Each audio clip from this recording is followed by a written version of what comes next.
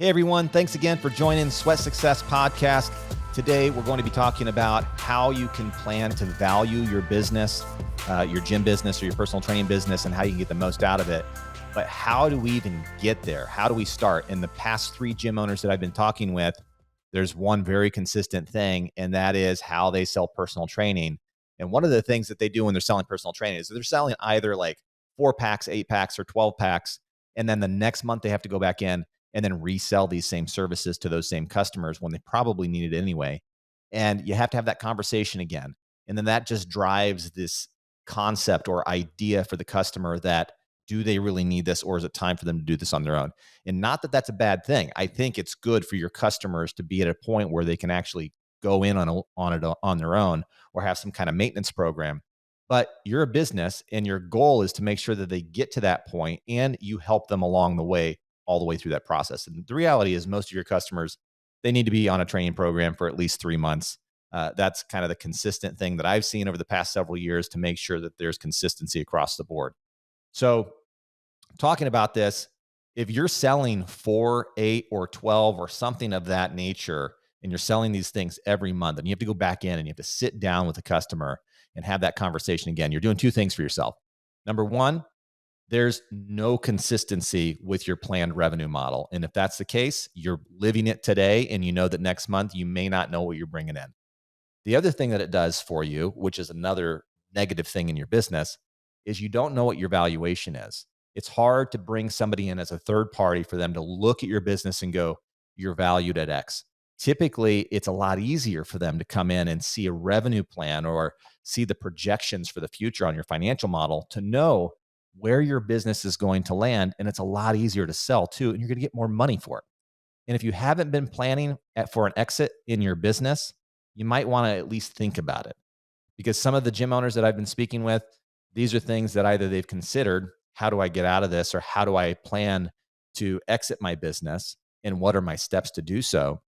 If you haven't done that, go through that exercise, because if you've been doing this for 10, 15, 20 years, what amount of time and energy and money have you been putting into this business? What's your expectation to get out of it? So let's just first start with how you're selling 4, 8, or 12 packs, or just packs in general. And typically what I see is someone comes into your business, you've got that body comp, or you've got that consultation or free session, whatever it is that you're calling it. They come in, they meet with you, you sit down, maybe you run them through what I call motion mapping or body composition or motion analysis. They get in, they go through that setup process with you. You're able to identify things that they might need to be working on. And you sit down with them and you give them a plan. And a lot of times the plan consists of, you can work out 1 time a week, and that's 4 sessions a month, or 2 times a week, 8, 3 times is 12, so on and so forth.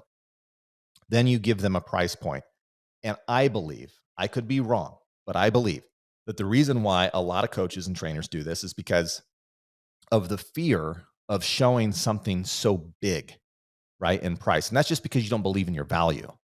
Okay. From the sense that you could show them a whole year plan or a 6-month plan, because you might actually know that you need to be working with them for 6 months, but you fear if you tell them you need to work with them for 6 months, that might get them to close the books on you and walk out the door. So instead of providing that process, provide them with what you know works. Okay. Be honest with them. Let them know that based on everything we're looking at today, based on everything I reviewed, what I can see here is that working with you, most likely we would need to be working together for 3 months or 4 months. And the way that I see this working is over the course of the next 3 to 4 months, we're training 3 times or 4 times a week. And when I do this, this breaks out a plan for the client. Okay. 3 months, call it 12 weeks, 4 months, call it 16 weeks. And if I say this to my customer, Joan, based on everything we've done today, we've went through your body compositions, we've gone through emotion analysis, we've identified X, Y, and Z things. And you yourself have told me that you want to be here within the next year, or here within the next 6 months.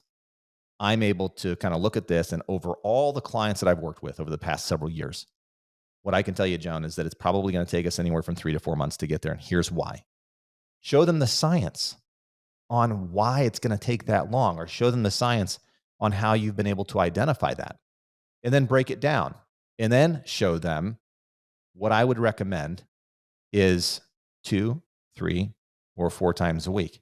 And then just multiply that out by the number of weeks you're going to be working with them. So if it's 12 weeks or 16 weeks, take 3 times 16, 4 times 16. And the benefit for you, Joan, is the more you train over that time period, the benefit is you're going to have a reduction in training cost per session. But ignore that for now. Based on everything you've told me and everything we've talked about, which one is probably going to work best for you? Training 3 or 4 times a week? Let them make the decision. Give them the option. So when they make that decision, they say 3 times a week, go ahead and move forward with it. Okay, so now you got 3 times a week times the 12 weeks or times the 16 weeks. And then just have them make those payments in monthly installments. Okay, they don't have to pay all up front. That is a big cost. And you are right. If that's how you're thinking, that you need them to pay up front, pay in full, pay this whole thing down, you probably will lose a large majority of those customers. Okay, only about 10% of them are going to buy a paid in full. So if you can show them this looks great, we're going to go ahead and set this up.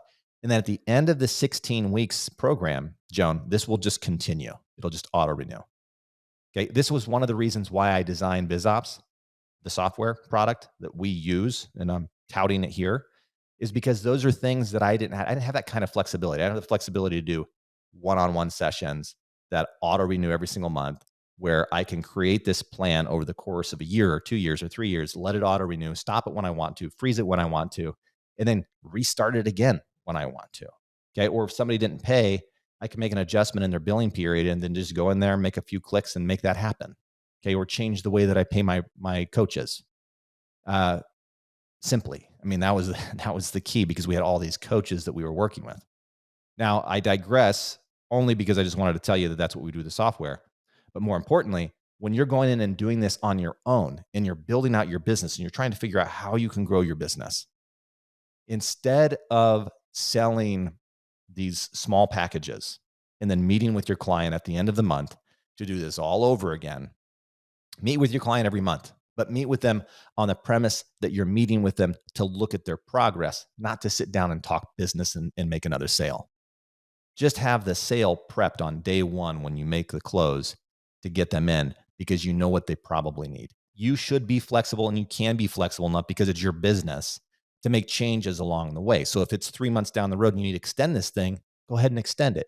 If it's 3 months down the road and you're like, this is a good stopping point, we can get you into a maintenance program, do that. You don't have to set it on auto recurring. Over the course of time, you're going to see what's working for your business.